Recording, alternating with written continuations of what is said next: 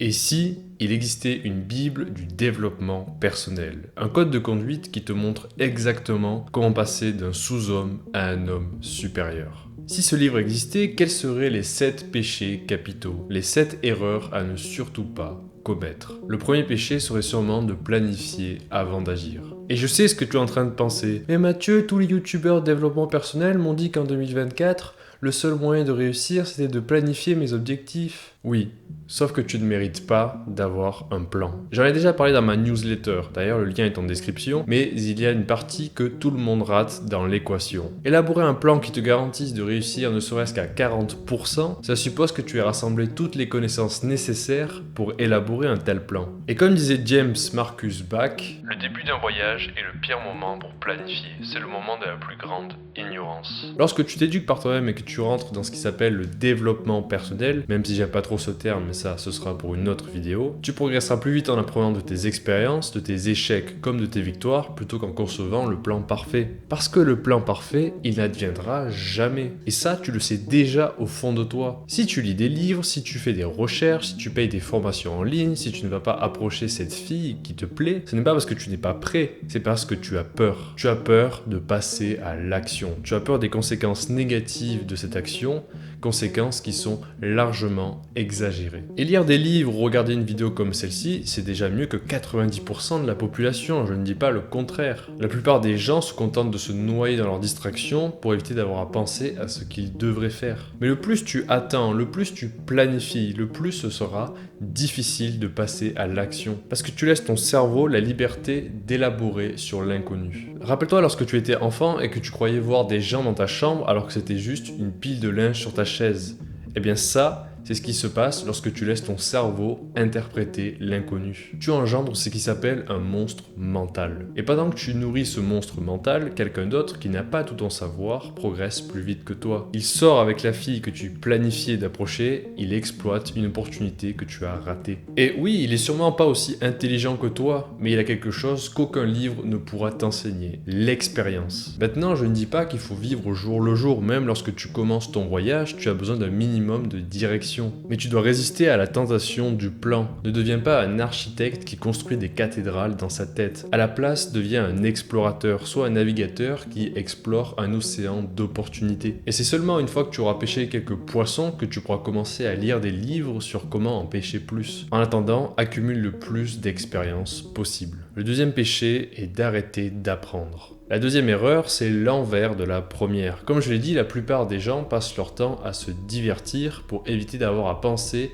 à leur misérable existence. Mais ce qu'ils ne voient pas, c'est que leur ignorance nourrit cet état de délabrement physique, mental et spirituel. Et c'est comme cela qu'ils consomment toujours plus, car oublier demande toujours plus de divertissement, de dopamine. Mais la dopamine, elle n'est pas mauvaise en soi, tout comme se divertir un peu en fin de journée n'est pas interdit. Mais ce dont tu as besoin, c'est d'une source de dopamine saine et durable. Cette source, ce sont les livres, ou plutôt la consommation de contenu éducatif. Tu dois t'éduquer, tu dois identifier des obstacles à ta progression et faire des recherches pour trouver des solutions. Tu n'arrives pas à quitter la pornographie?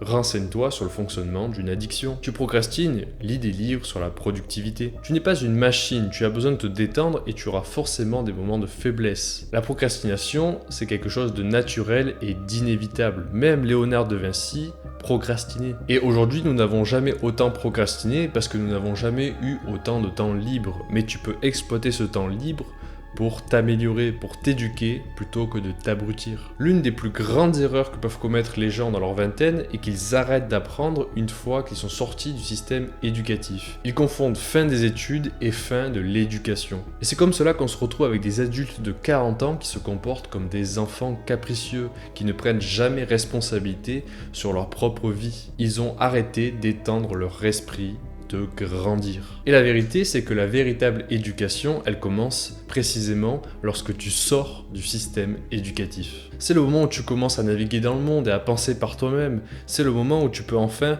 lire des livres sur des sujets qui t'intéressent et apprendre des compétences utiles, comme la méditation, la nutrition, la séduction, le marketing, la vente, la finance. Mais cette erreur d'arrêter d'apprendre, elle ne concerne pas que la masse. C'est un piège dans lequel toi aussi, tu peux tomber. Beaucoup de gens en musculation passent par ce qui s'appelle un plateau. Le plateau, c'est lorsqu'après 2 ans de musculation, tu commences à ne plus progresser, tu n'arrives plus à battre aucun record. Et la plupart des gens qui touchent ce plateau, eh bien ils restent coincés dedans. Ils pensent qu'ils ont atteint leur maximum. En réalité, ils sont juste bloqués dans leur zone de confort. Parce que leur objectif depuis le début, ce n'était pas d'atteindre leur plein potentiel. Leur objectif depuis le début, c'était devenir musclé ou séduire des filles. Et donc du moment qu'ils ont atteint cet objectif, ils arrêtent de progresser. Ils ont le corps pour lequel ils ont travaillé si dur, et désormais ils vont juste se contenter de conserver le statu quo. Ils ont perdu leur volonté de se battre et de dépasser leurs limites. Sauf que le développement personnel, ce n'est pas une phase qui dure 3 à 5 ans. Le développement personnel, c'est un ethos, c'est une manière de vivre. Le développement personnel, c'est percevoir la vie comme un voyage sans destination, et dont la seule chose qui puisse lui donner sens est de toujours poursuivre son potentiel, d'étendre son corps comme son esprit.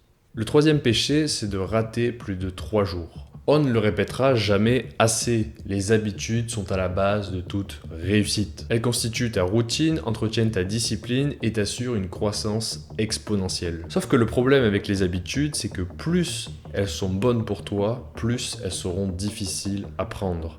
A l'inverse, une mauvaise habitude, elle est très facile à prendre et très difficile à briser. Parce que les bonnes habitudes ne délivrent pas de plaisir sur l'instant. Elles supposent une longue série avant que tu puisses voir un quelconque résultat. Et arrêter ces mauvaises habitudes et en prendre de nouvelles, c'est le b.a.-ba du développement personnel. C'est l'étape 1. Tu arrêtes de manger n'importe quoi, tu t'inscris à la salle et c'est parti. Ok, let's go. Et pourtant, c'est la phase avec laquelle les gens ont le plus de mal. Certains même restent coincés dans ce que j'appelle la dépression du développement personnel. La dépression du développement personnel, c'est lorsque tu as pris conscience que tu étais une merde, mais qu'il était aussi possible de t'améliorer. Tu as vu des gens comme toi progresser, avoir une meilleure vie, et tu te dis que pour toi aussi c'est possible. Sauf que tu n'arrives pas à arrêter tes mauvaises habitudes et tu vis constamment avec une mauvaise conscience. Tu te dis que tu es une merde et que si les autres y arrivent mais pas toi, c'est bien parce qu'il y a un problème chez toi. C'est pour cela que tu dois avoir un tracker d'habitude. Le tracker d'habitude va te permettre d'avoir des données objectives sur tes habitudes. Il va te permettre d'établir si oui ou non tu es une merde et surtout de pointer ce qu'il faut changer. Avec le tracker d'habitude, tu auras une représentation visuelle de ta progression. Tu verras tes actions quotidiennes former au fil des jours une chaîne de plus en plus longue. Avec un tracker d'habitude, tu n'oublies pas de méditer. Tu sais exactement à la fin de la journée, en voyant ton tracker, si tu as médité ou pas. Et donc l'erreur à ne pas commettre, c'est de dépasser les 3 jours. Tu peux rater une séance de sport, mais pas 3. Tu peux rater 2 séances de sport, mais pas 3. Tu peux faire 13 cartes, pas 15. Tu peux faire 14 cartes, pas 15. Personnellement, j'ai trouvé que c'est au bout de 3 jours que tu commences à perdre ton habitude, qu'elle s'affaiblit et que tu rentres dans une nouvelle phase de procrastination où c'est de plus en plus difficile de revenir à la discipline. Et le plus de jours tu rates, le plus longtemps tu devras attendre avant d'avoir des résultats. Tu as donc tout intérêt à ne pas dépasser la limite des 3 jours. Le 4e péché est de rester dans sa chambre. Bravo, tu as arrêté les mauvaises habitudes, tu as remis de l'ordre dans ta vie. Maintenant, il est temps de sortir. En ce moment sur les réseaux, c'est la mode du monk mode ou du winter arc. 1 à 3 mois de travail intensif, sans sortir de chez soi, sans aucune interaction sociale. Et d'après les gourous du développement personnel, ce serait la seule et unique voie vers la réussite, vers le top 1%. Ce sont des conneries. Aristote disait que l'homme était un animal social. Ça veut dire que nous avons besoin d'interagir avec les autres et de vivre en groupe, en tribu. Sortir, interagir avec d'autres humains, faire des activités avec eux nous nourrit spirituellement. Et ne voir personne pendant des semaines, voire des mois, c'est très mauvais pour notre santé mentale. Alors oui, tu seras plus productif en monk mode, mais ta santé mentale va prendre un sacré coup. Et surtout, la solitude, c'est un puits sans fond. C'est un trou noir qui t'aspire, une toile qui te capture. Le danger du monk mode, c'est de ne plus arriver à en sortir, de ne plus arriver à sociabiliser. Tu arrives à un point où tu n'arrives plus à apprécier le moment avec les autres parce que lorsque tu parles avec quelqu'un, tout ce à quoi tu penses, c'est au travail, au fait que tu ne devrais pas parler avec des gens mais travailler tout seul dans ton coin. Pire, lorsque tu es seul, tu te mets à ruminer. Alfred Whitehead disait que le but de la pensée est de laisser l'idée mourir à notre place. Ce qu'il veut dire par là, c'est que tu dois confronter tes idées au monde extérieur pour vérifier leur solidité. Or, en restant seul, tes idées elles restent dans ta tête. Tu ressasses sans cesse les mêmes idées et tu as l'impression d'être dans une impasse. Et lentement mais sûrement, tu commences à mourir spirituellement si ce n'est pas physiquement. Et ne pense pas que lire des livres suffit. Lire un livre, c'est une conversation à sens unique. Un livre ne te contredira pas, un livre ne te regardera pas dans les yeux, un livre n'a pas d'émotion. Donc sors de ta chambre, ouvre ton esprit en te baladant en pleine nature et confronte tes idées en les partageant aux autres. Utilise leur retour pour ajuster et revenir avec de nouvelles idées. Péché numéro 5, mentir. Tu dois sûrement penser que cette erreur ne te concerne pas. Après tout, tu n'es pas un menteur, tu ne mens presque jamais. Il se trouve qu'en 2002, une recherche a montré qu'un adulte mentait en moyenne toutes les 10 minutes. Parfois c'est pour éviter une punition, parfois c'est pour séduire ou impressionner l'autre, d'autres fois c'est pour éviter des discussions difficiles ou juste par omission. Mais je te rassure, mentir aux autres, ce n'est pas le plus grave. Non, le plus grave, c'est lorsque tu te mens à toi-même. Oh, je vais jouer aux jeux vidéo seulement 1 heure et puis après je ferai mon devoir. Aujourd'hui, je me détends, mais à partir de demain, j'arrête les réseaux sociaux et je me mets au travail. Cette année, tout va changer. Sur le moment, c'est juste un petit mensonge, mais chaque petit mensonge te met un peu plus en conflit avec la réalité. Chaque petit écart avec la vérité nourrit une culpabilité qui, à son tour, te dévore de l'intérieur. Tu nourris le monstre qui te détruit, tu deviens ton pire ennemi. Et je sais, dire la vérité, parfois ça peut être douloureux, mais dire la vérité, c'est la première étape vers une vie plus heureuse. Lorsque tu es honnête, tu prends conscience de tes actions, tu renforces tes relations avec les autres et tu prends responsabilité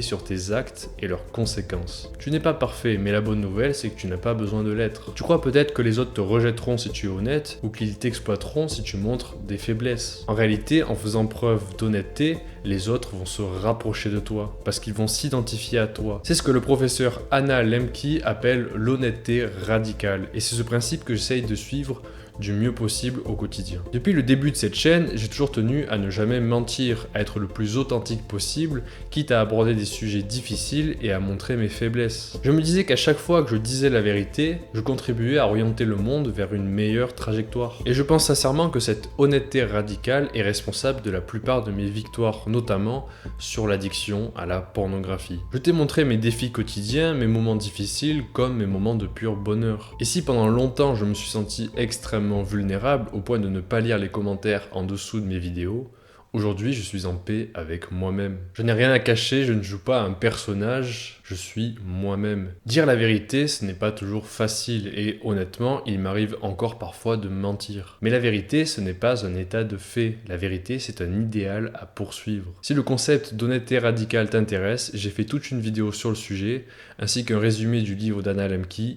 Tout est en description. Le péché numéro 6, c'est de ne pas écouter. Cela fait maintenant quelques mois que tu es sérieux, tu commences à avoir des progrès à la salle, tu es plus productif, tu as appris des choses sur la testostérone, sur la méditation, sur l'exposition au soleil, la douche froide. Maintenant, tout ce dont tu as envie, c'est d'en parler à tout le monde, de leur montrer comment bien vivre. Mais c'est précisément là que tu commets une immense erreur. La 6e erreur, c'est de trop parler, ou plutôt de ne pas écouter ce que les autres ont à dire. Parce que le paradoxe du top 1%, c'est que ce qui différencie un homme supérieur d'un sous-homme, c'est son humilité. Et tu te trompes gravement si tu penses que avoir des compétences sociales, c'est savoir parler aux gens. Non, avoir des compétences sociales, c'est savoir écouter les gens. L'un des facteurs qui fait qu'une personne est perçue comme charismatique par les autres, c'est sa capacité à écouter ce qu'ils ont à dire. Lorsque tu parles à quelqu'un de charismatique, il te regarde droit dans les yeux et il t'écoute. Il a l'air concerné par ce que tu lui dis, il a l'air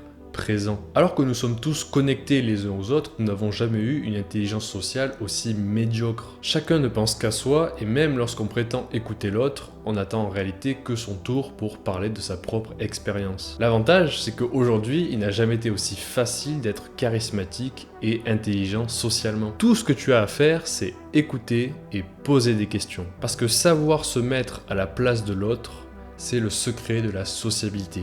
Mais pas seulement, c'est aussi le secret de toute réussite. Savoir se mettre à la place de l'autre, c'est savoir où se trouve l'argent. Et enfin, l'erreur ultime du développement personnel, c'est de ne pas commettre d'erreurs. Avec cette vidéo, je voulais t'aider à progresser plus vite en t'évitant des mois, voire des années d'inertie. Je ne voulais pas te voir répéter les mêmes erreurs que moi, mais en écrivant cette vidéo, j'ai réalisé qu'il y avait un problème. Parce que certaines de ces erreurs, aussi coûteuses en temps et en argent soient-elles, Eh bien, ce sont elles qui vont t'enseigner les plus grandes leçons. Des leçons qu'aucun youtubeur ou aucun livre n'aurait pu m'apprendre. Pourtant, des vidéos de développement personnel, j'en ai regardé des milliers. Ça fait des années maintenant que je sais que la pornographie est une addiction, qu'il faut faire une dopamine détox et faire du sport tous les jours. Mais parfois, on a beau dire à un enfant que le feu ça brûle, il a besoin de mettre la main dans le four. Il a besoin de ressentir les conséquences de ses actes. Alors, est-ce que cette vidéo est inutile ?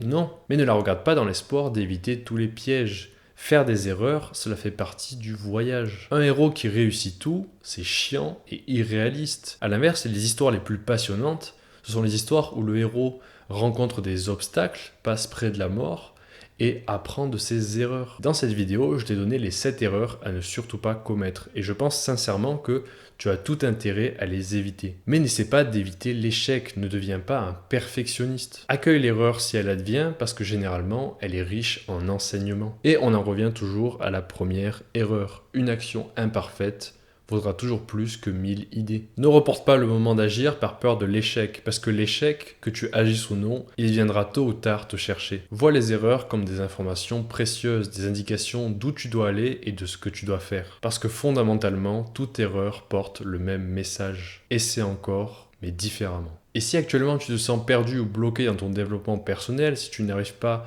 à quitter une mauvaise habitude ou à trouver le sens de ta vie, tu trouveras en description un lien vers un calendrier. Avec ce calendrier, tu pourras planifier un appel de 30 minutes avec moi. Dans cet appel, je répondrai à toutes tes questions et je t'aiderai à progresser 2 fois plus vite. J'ai aussi une newsletter où chaque semaine je te donne des conseils pour speedrun le développement personnel. Tout est en description et sur ce, je te dis à la prochaine.